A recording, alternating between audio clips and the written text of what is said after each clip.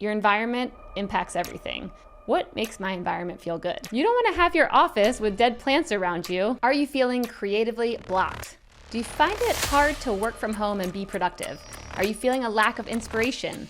Or maybe a certain area of your life is feeling a bit stagnant. If any of these things ring true at all, then you're in the right place, because today's episode, I'm talking all about how I harmonize my home to optimize my life.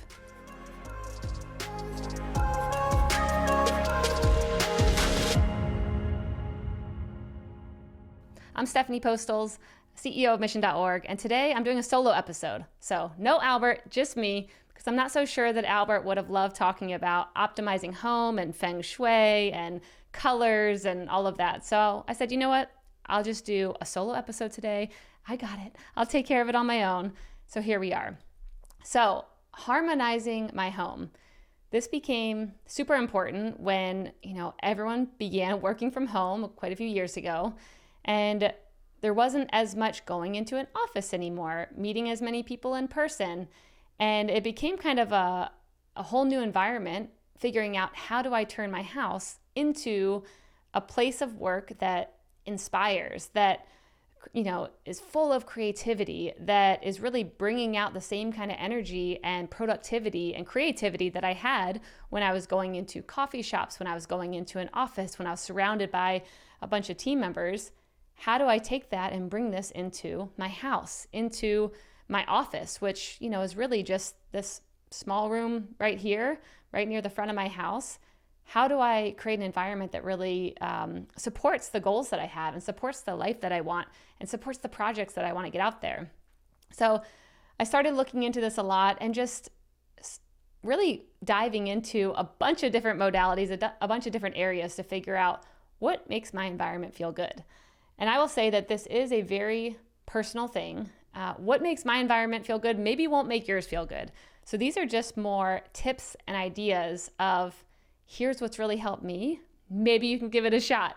Here's kind of the way I think about, creating an office like this and arranging my house and the different things I'm considering when I'm buying things, moving things around, and setting up, most of all for me, a work environment that feels really good.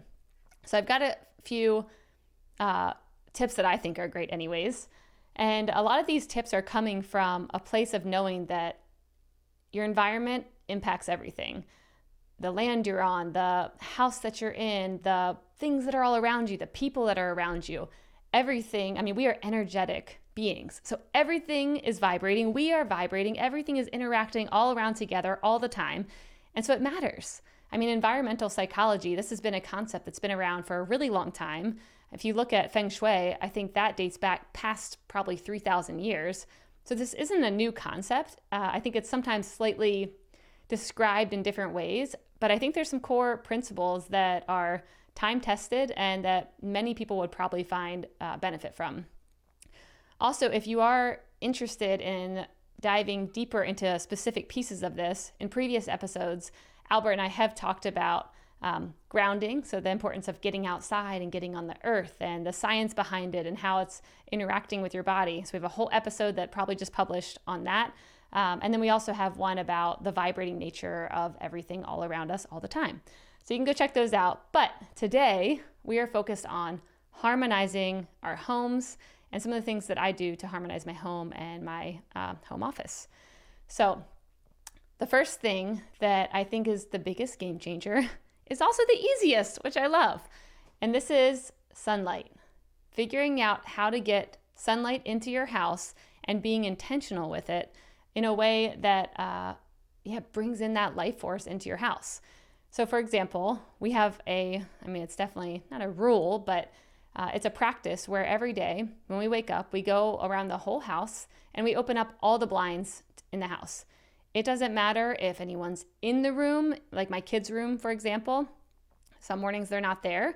I still will go into their room and open up the blinds. So all the blinds have to be open throughout the whole house to invite in natural light, invite in sunlight.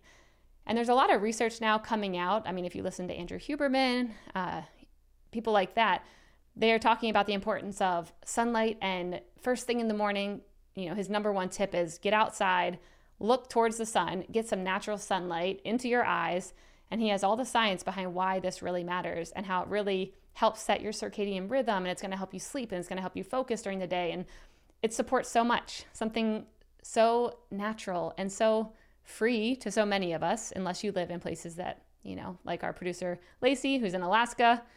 You got some different challenges there. But overall, if you're in a place that has sun, what a blessing to just be able to have it all around you. Go outside, look towards it in the morning, but most of all, just open up your blinds in your house. It's also interesting when you walk by houses that always have their blinds closed. I don't know if you've ever noticed this before, but when you're walking around a neighborhood or something, and you see a house that always has the blinds down, just they're never up. What feeling does that pull out? When you're looking at that house, to me, I see it as, it's closing off the energies, the abundance. It's not inviting in any new energy, life force, abundance by keeping yourself closed off to nature like that, to the sun like that. And so for me, that's been such a beautiful practice of just going around, open all the blinds, bring in natural light, and allow that, sunlight energy, I'll call it, that loving sun to enter your house, even when you're not in those rooms, like just blessing your house with sunlight. So that is the first one that I think game changer for me, is just getting the natural light in. Number 2, I am a crazy plant mom, and I know it. I'm crazy.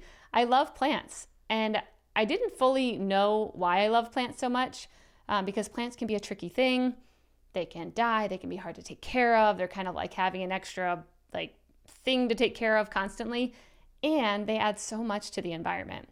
And when I started looking into what plants I wanted and why, I started looking into different meanings of plants and what rooms to put them in and which ones were, going to work for what. And what I came down to is get the plants that work best for your environment and ones that you can take care of that aren't that hard.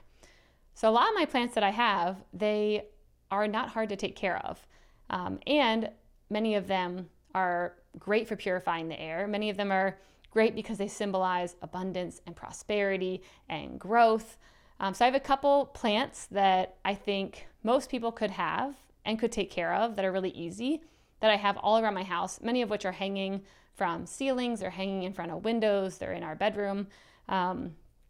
This one right here, pothos plant, the easiest plant to take care of, and you can constantly chop the plant and grow new ones. So one like this is just super easy because you can have propagations everywhere in little cups of water and then turn them into big plants. And to me, that signifies abundance. That signifies generosity. You have a plant that is so giving that you can just constantly chop off and propagate and put in water and have new ones, and they're so easy to take care of. So that is one example of a great plant.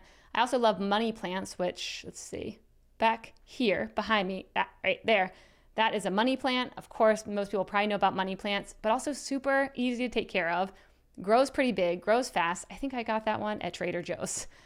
So that's a great one that's very easy. There's also over here these majesty palms, which are big and abundant. And to me, that is, signifying vitality. They're also very easy to grow as well, and they take up a lot of space. There's also snake plants, which I love because they kind of are sword-like and protective. And I place mine near my front door, these snake plants, because of the protection. They also produce a lot of oxygen in the environment, and super easy to take care of. And the last one are rubber plants. But there's so many plants that are out there that I think are really beautiful, and they add to the environment in a way that is really supportive once you figure out how to take care of them and know that it's just an easy once a week thing. There's also a really good tool that I have that is a great hack for anyone who constantly kills plants, because most people actually, you either don't water it or you overwater plants. And so I have this little, it kind of looks like a meat thermometer. I got it off Amazon. I can link it up in the show notes. And you put it inside the plant and it tells you it's either wet or it's dry. And you know whether you should water it or not. Most plants I'm watering weekly, but for this tool, it was very helpful because some of the plants that I was having a harder time with, it's just because they didn't want to be watered and they're getting watered too quickly. So having plants around, I think, is game changing. It's good for the visuals. It's good for the air. It's good for the energetics. And you can place them in certain rooms to enhance certain aspects of your life, which we'll get into in a little bit. The one top tip for plants that I will say that I think some people forget about, they're bringing in all these great plants and they're decorating their rooms and it's looking great, but then they forget that if there's ever any dead plants or dead leaves, you got to get rid of it. So when there's dead plants, which I am also very guilty of sometimes, having a little plant over here that's completely dead and hoping it's going to come back and then giving it way too long, way too many weeks of like hope and prayers and then being like, damn, that thing's just dead. Okay.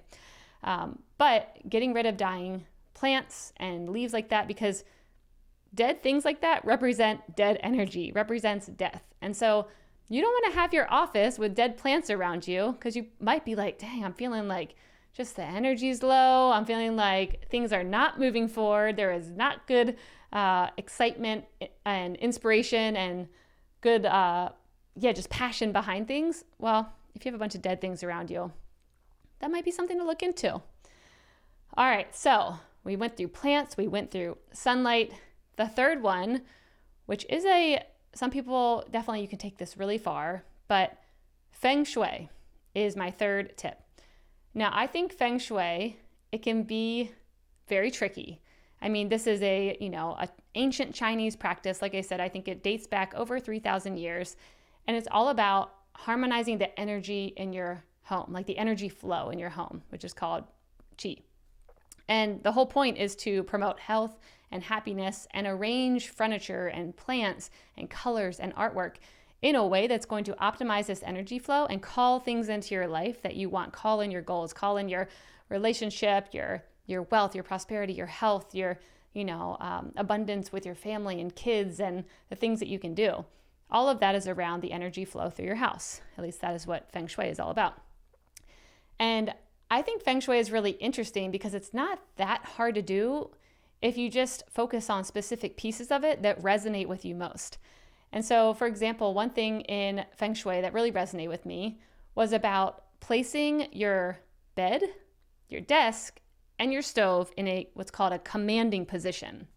So a commanding position, when I read about this, you're essentially putting these items placed in a way that you can see the doors. And I started wondering, why would you place it in a way that you could see the doors, like the front door, the back door? The one rule is you don't want to have it right in line with the door, but you want to be able to see it. And I started thinking about it and looking into it more, and this is a very primal recommendation. I mean, if you think about it, everything, in our brain, we still have got that fight or flight. And if we can't see who's walking up behind us, who's coming down a hall, who's coming in our front door, it can keep your body in a state of maybe anxiety, nervous, wondering, is someone walking behind me and I just can't see it right now? And so once I started understanding the method to that madness of to place items like your bed, and I think it's just those three items, your bed, your stove, and your desk, in a way that you can see the doors. It really calms your nervous system. So then you can work from a grounded place and not be wondering if something's going to sneak up behind you and attack. So I think that this was an interesting tip for me, where for my bed, I'm like, that makes total sense. I didn't want to not be able to see the bedroom door and know if someone's coming in there. That would just, without even knowing Feng Shui, I'm like, I want to see the door to my bedroom. Same thing with my desk.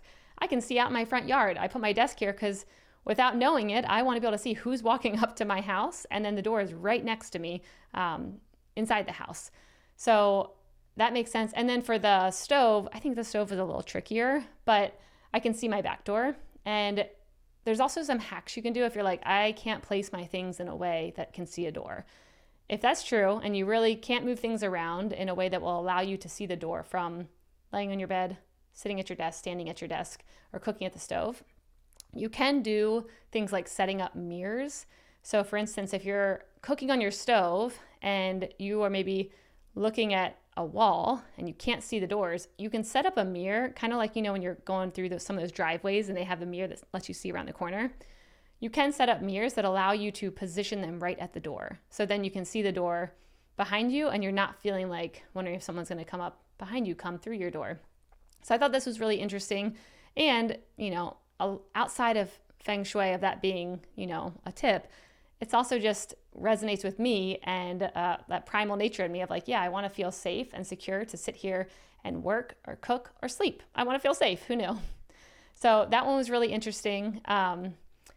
The other one that has been really supportive to me that also kind of just came normal to me, but when people walk in my house, they're like, your house feels so flowy. It feels so nice. It feels so open. And the one thing I did to set up my house and my areas that I was working in was always making sure that I didn't block the windows or walkway areas. And so that's just something that I noticed when I've walked in houses before, and mine used to be like this, where you would maybe have a doorway to get to, another open room, and then there'd be a couch blocking that. It's not really a doorway, but let's just say there's two poles that it's still a very open living concept, but you've got two poles going up to the ceiling to kind of separate the room a little bit. And then you've got a couch blocking that what could be a walkway, what could be a nice flow of energy and feel very open, and then you just blocked it.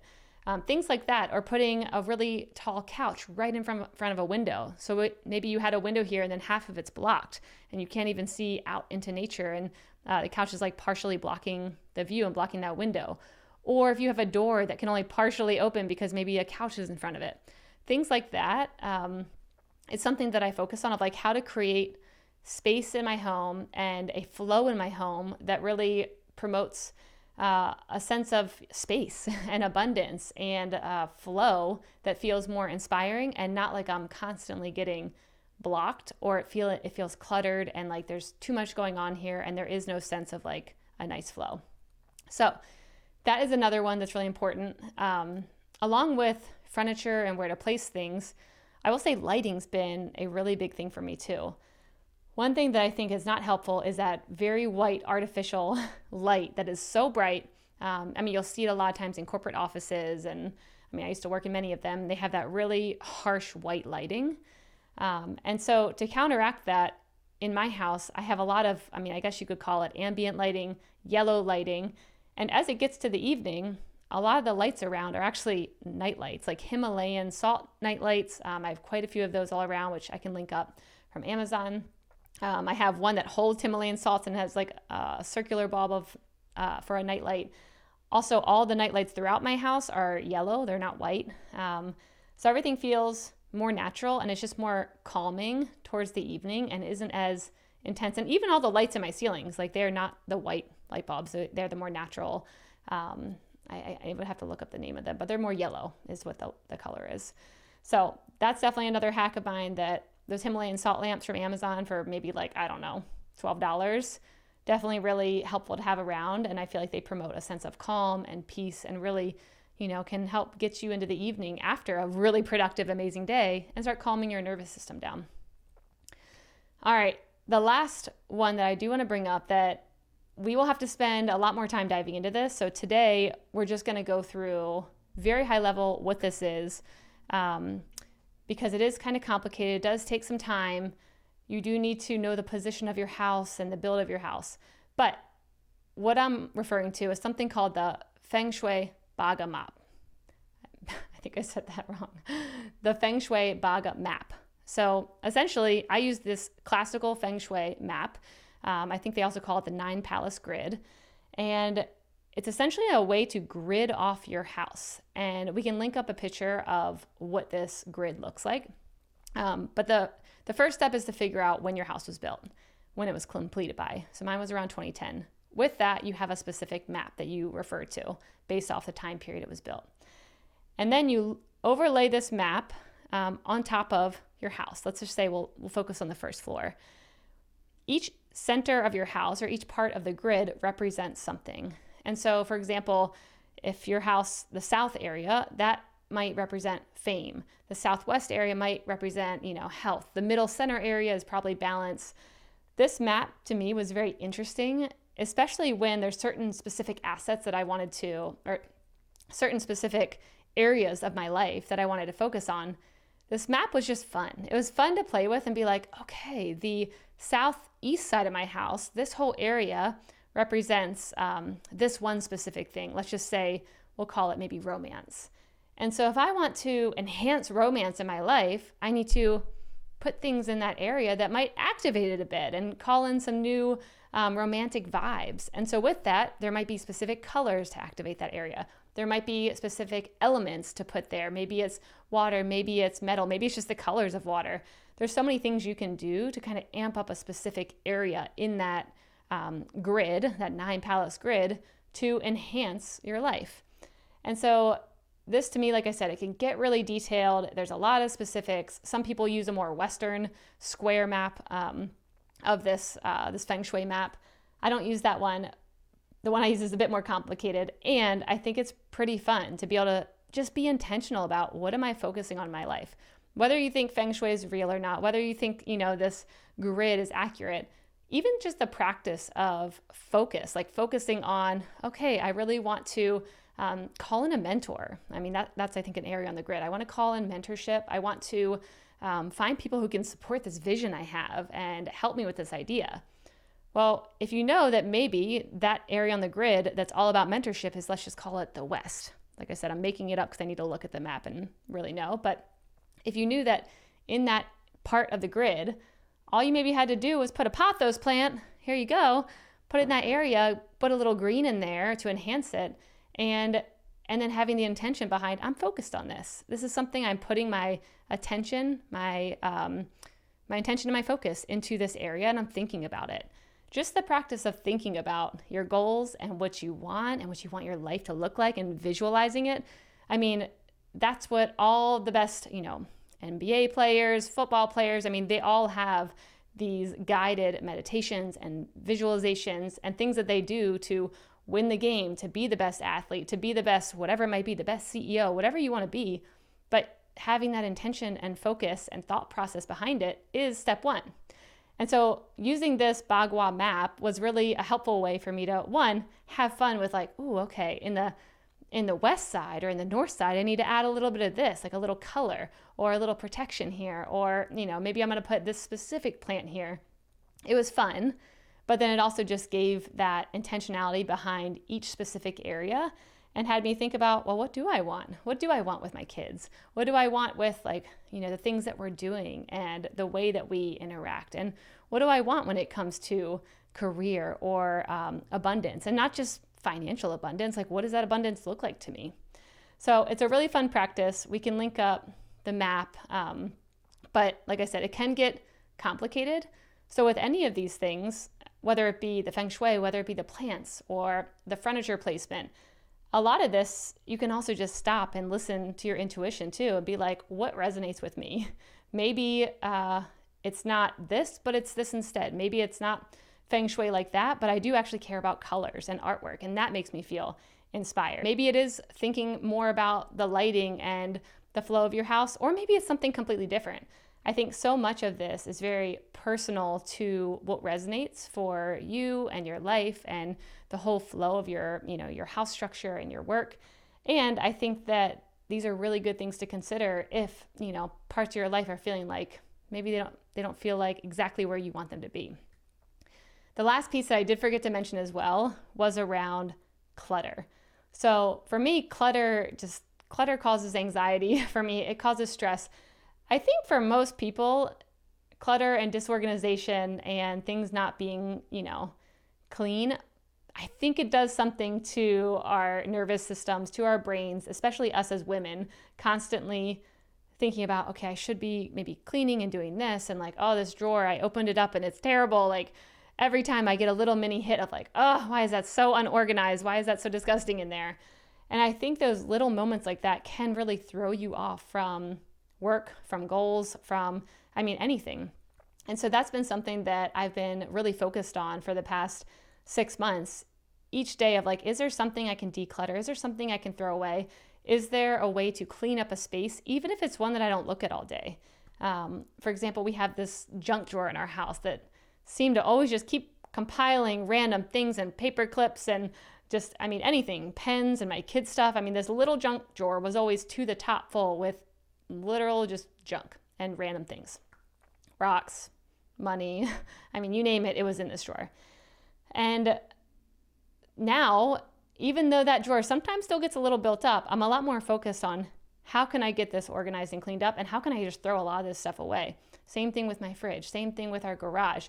there's just areas of the house that if you can focus a little bit of time to spend decluttering, it really does energetically cleanse the whole house and feel so much better when it comes to now I can, actively work on something and focus and be productive because I'm not thinking about these little things that need to be done around the house, and that clutter is not blocking the energetics of what I'm trying to call in. So that was the last piece that I think also is really important and valuable and hard. I mean, it's a constant, practice of keeping up with your house and the things that you bring in. And the one tip that I will also say has been helpful is every item should have a spot, should have a location. And as I'm buying things, as I'm getting them, I always think of like, if it doesn't already have a spot that it goes in a way that feels good, then I don't want to just bring it in and try and find a spot for it. And that includes clothes. If I visualize my closet and I'm like, I just can't think of a spot right now because it's so full, I'm not going to get it. Shoes, items around the house, whatever it might be. I think I saw a interesting stat that most people in America, at least, the amount of things that they own take up more floor space. Like if you were to take every item you owned and you put it on the floor, the amount of floor space it takes up is like a huge number more than what you actually have. And so that visual to me, thinking about, okay, if I put all my things I owned on my floor all around my house and it was layered on top of each other because I have so many things, that's a problem. Like that visual did it for me where I'm like, I need to get rid of some things and I shouldn't own so many things that it would take up multiple layers of my floor had I spread it all out thin. So those are my rules for harmonizing a home. Just a couple things. I didn't want to get too detailed into the Feng Shui yet, but if you all like it, please let me know. If you want to hear more about some of the woo stuff I do, which sometimes I'll go there with you, some of the crystals I'm setting up, the kind of materials I'm setting up, the energetic clearing processes I'm doing, let me know. I am happy to go even farther into that. I just didn't want to scare you all off too quickly up front, and just kind of stay high level with here's some quick things just to think about of how to create an environment that you love. So with that, I hope you all like this. Please hit subscribe on wherever you're listening to this. If you're watching this on YouTube, hit that subscribe button because that lets me know that you like this and you want more. So thanks everyone. And until next time, I hope you have an amazing day.